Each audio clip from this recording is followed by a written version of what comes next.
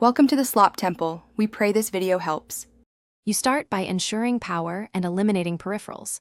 Plug into the original charger and wait until the charging LED or vibration confirms current. Once charged to about 30%, force a reboot by holding power and volume down for 10 to 20 seconds to clear transient hangs. If that fails, power off and remove the SIM and SD card. This rules out boot hangs from removable storage. Make sure to try a different known good cable and wall adapter before moving on to deeper recovery steps. Once basic reboots don't work, you need recovery and safe mode diagnostics.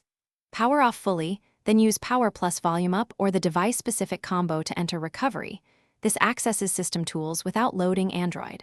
From recovery, wipe the cache partition to remove corrupted temporary files.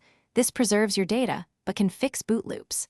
If the screen remains black, try safe mode by holding volume down during boot to disable third-party apps. This checks whether an app or service is causing the black screen. If cache clear and safe mode fail, back up what you can and consider a factory reset. Do this only after confirming backups because it erases user data. When the display is unusable, use ADB commands from a PC to pull data or trigger a reboot. Once data is safe, reflash the stock firmware with the manufacturer's tool to repair corrupt system partitions. If problems persist, test for hardware by shining a flashlight at the screen at an angle. If you see faint image, the backlight or power supply likely needs repair. Thanks for watching. Consider subscribing if we helped you.